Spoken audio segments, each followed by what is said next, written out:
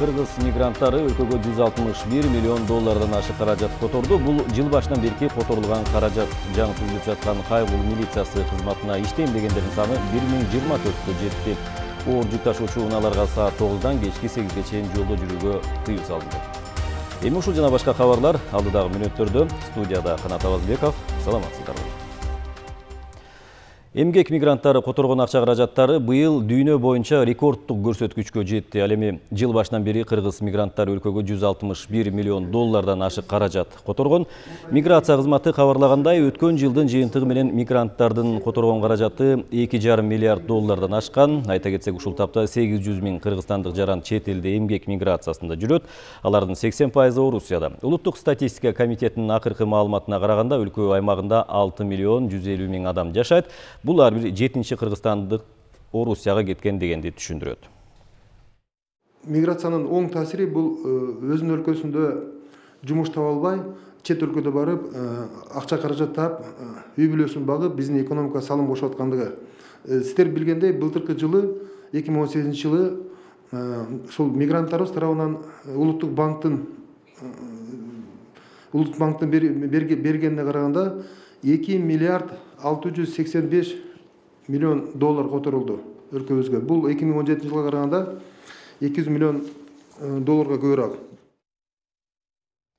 Премьер-министр Мухаммедкалый Абдылгазиев Тоо-Кен тармагындагы кырдаал боюнча кеңешме өткөрдү. Өнөр жай, энергетика жана ген пайдалануу мамлекеттик комитетинин төрагасы Эмил Осмонбетовдун айтуусунда, өнөр жай өндүрүшүнүн көлөмү өткөн жылга салыштырмалуу 5,4% өскөн, жана өсүш 4,4%ды баалуу металлдарды өндүрүүнүн жана 8,1% пайдалуу гендердин өсүүсүнүн эсебинен камсыздалган. 2018 жылдын жыйынтыгы боюнча сынактардын жана аукциондордун жыйынтыгында республикалык жана жергиликтүү бюджетке түшкөн каражат 10 миллиард 687 миллион сомдон ашкан. Тармакта 18 миңден ашуун адам иштейт. Үстүздөгү жылы Сүлүктүү, Кадамжай, Каракече, Туюк, Каргаша, Тоголок, Ноокат, Жетим сыяктуу келечектүү ген жайларын сынакка коюу пландалууда, деди ведомство жетекчиси. Өкмөт башы ген иштетүү багытындагы сынактардан шарттарын сапаттуу даярдоо зарылдыгын баса белгиледи. Вице-премьер-министр Жеңиш Разахов Бишкек шаардык Кайгул милициясы кызматынын башкармалыгынын түзүүнүн жүрүшү боюнча кеңешме өткөрдү. Белгилей кетсек, Бишкек шаарынын Кайгул милиция кызматынын башкармалыгы учурдагы Кайгул посту кызматынын жана жол кыймылынын коопсуздугун камсыздоо боюнча башкармалыгынын ордуна түзүлөт. Президент Сооронбай Жээнбековдун тапшырмасы боюнча түзүлгөн ички иштер органдарын реформалоо боюнча жумушчу топтун сунуштарын ишке ашыруунун алкагында 2019 жылдын 6 майынан 6 июнга чейин жаңы түзүлүп жаткан Бишкек шаардык Кайгул милиция кызматынын башкармалыгына кызматкерлерди тандоо боюнча ачык сынак өткөрүлүүдө. Ички иштер министрлигинин орун басары Алмазбек Орозалиевдин айтуусунда, бүгүнкү күнгө чейин тандоо сынагына 1024 рапорт жана арыз келип түшкөн. Алардын ичинен 308 арыз жарандардан, 716сы укук коргоо органдарынын кызматкерлеринен келген. Кеңешменин жыйынтыгы боюнча вице-премьер-министр белгиленген иш-чараларды өз убагында каржылоо, ачык жана сапаттуу тандоо сынагын өткөрүүнүн артыкчылыктуу тартипте камсыздоону финансы министрлигине тапшырды. Долбоордун реализациясына бүгүнкү күндө биринчи этап менен 197 миллион сом бөлүнүп атат. Бул акчалар негизинен ушул патрулдук милициянын материалдык техникалык базасыны чындоого сарпталат. Бул жерде жеңил автомашиналарды алуу, компьютерларды, монтирование, ушул электрошокер, ошол сыяктуу бүт ошол патрулдук милицияга керектүү жабдыктар толугу менен алынат.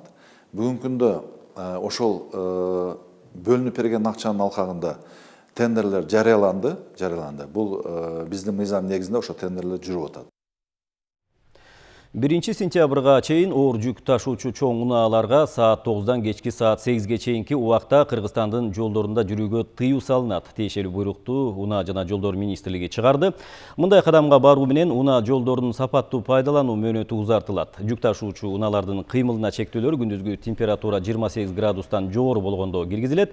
Маалым болгондой, бул убакыт аралыгында салмагы 25 тоннаны түзгөн ири габариттүү жүк ташуучу унаалар жолдо жүрө албайт. Ал эми чектөөлөрү жүргүнчү ташуучу гуманитардык жардамдарды жеткирген унааларга, ошондой эле уруксаат берилген кооптуу жүктөрдү ташыган жана аталган министрликке тиешелүү жолдордун ремонтун жасап жаткан унааларга киргизилбейт.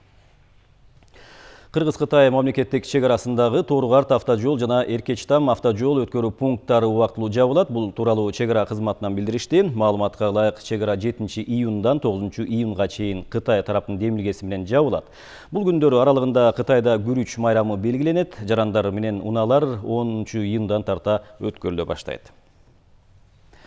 Жыл сайын окуучулардын саны көбөйүп жаткандыктан мектеп менен камсыз кылуу маселеси көйгөй жаратып келет. Көбүнчө ички миграцияга байланыштуу мындай жагдай Бишкек шаарынын жана Чүй облусунун мектептеринде байкалууда. Деги эле республикада мектептердин курулушуна канчалык деңгээлде маани берилүүдө, жаңы мектептердин курулушу канчалык сапаттуу? Кабарчыбыз Айжан Омолдошова кененирээк токтолот. Совет мезгилинде Финляндиянын курулуш долбоорунун тибинде курулган бул эски мектеп авариялык абалга кептелип, былтыр окуучуларды кабыл алган жок. Чүй облусундагы Үчемчек айылындагы бул мектеп биротоло жабылып, окуучулар былтыркы окуу жылын жаңы мектепте улантышты. Жаңы шарттар түзүлгөн, мектеп жылуу болду кышкысын, китепканабыз бар, атайын компьютерде классыбыз бар. Майрамдарды өткөргөнгө актовый залыбыз бар азыркы күндө. Бизде кыш 6-7 айга созулат. Бизге ушул мектеп салынып атканда спорт залы каралбай калган экен. Азыркы күндө каралып, бюджетке өткөрүлүп, буйруса башталат деп жатышат. Кыргызстанда ушул тапта 2000ден ашык мектеп бар, бирок ошого карабай мектепке болгон муктаждыктар дагы бар. Акыркы жылдары жалпы эле өлкө аймагында мектептерди куруу иштери бир топ жанданды. Соңку 10 жылда 400гө чукул жаңы мектеп салынган. 2009 жылдардагы статистиканы карап көрсөк, жыл сайын эң көп дегенде 20 жаңы мектеп курулуп пайдаланууга берилчү. Жылдан жылга мектеп курууга өзгөчө көңүл бурулуп, былтыр 68 мектептин курулушу аяктаган. Быйылкы жаңы окуу жылына карата 100гө чукул мектеп курулуп бүтүп пайдаланууга берилгени турат. Мындан сырткары 119 мектепти жаңы куруу боюнча каржылоого жол ачылып, бул мектептерди салуу иштери жанданды. Анткени менен жаңы салынган мектептердин сапаты тууралуу көйгөйлөр дагы бар. Ысык Ата районундагы Нооруз айылындагы курулуп жаткан мектептин сапаты жакшы болбой жатканын жергиликтүү тургундар кабарлашкан. Жагдайды мектепти куруп жаткан компания өкүлдөрү дагы моюнга алды. Элдердин бул айткан, тынчтанып аткан себеби жөнү бар. Анткени ступенькалар, спорт залга келе берген ступеньканы, котельняга келе берген ступенькаларды былтыр ушундай бир эме менен тапшыралы деп, тапшыр деген ушундай келгенде кышында куйганбыз, бетон ошондон упуранып калыптыр да. Анын банктен оңдомо сентябрь айында тапшырабыз деген эме план боюнча ошо сентябрда ушул жылы сентябрда тапшырабыз деген планды аткарып, анан ошонун баардыгы оңдолмок. Оңдоп атабыз, оңдоп койдук уже, анын баардыгын кайра бузуп, кайра куюп койдук. Жагдайды билүү максатында Билим берүү министрлигинин өкүлдөрү менен Турак жай жарандык курулуш департаменти биргеликте жеринен текшерүү иштерин жүргүздү. Жергиликтүү эл ушундай маселени көтөрүптүр, бирок биз айтып кетчү нерсе менен ал сөздөргө кошулбайм. Себеп дегенде бул объекттин азыр бүгүн курулуш процесси жүрүп жатат. Бул объектини кароо мамлекет тарабынан 3 тараптан көзөмөл жүргүзүлөт. Биз айткан кемчиликтерди подряддык уюм туура кабыл алып, бүгүнкү күндө өз каражаты менен толугу менен кайра нормаларга келтирип жатат. Негизинен өлкө аймагындагы курулуп жаткан мектептер курулуш департаменти, экотех инспекция жана автордук көзөмөл кылуучу органдар тарабынан баштан аяк текшерилип турат. Ал эми курулуш бүткөндөн кийин 1 жыл аралыгында мүчөлүштүктөр чыкса, курган компания өз эсебинен оңдоп берүүгө милдеттүү. Айжан Омолдошова, Эсентура Быкеев, Ала Тоо 24. Спорт жаңылыктарынан кыргызстандык жаш гимнасттар Казакстандын Жамбыл облусунда өткөн көркөм жана эстетикалык ачык чемпионатка катышып 14 медаль утушту.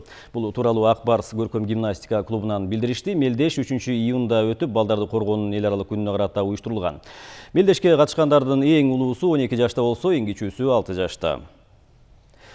Эрежесиз эр уруш боюнча россиялык мушкер Хабиб Нурмагомедов UFC уюму менен жаңы келишимге кол. Сиздер кабарлардын түшкү топтому менен тааныштыңыздар. Биздин жаңылыктарга назар салып туруңуздар.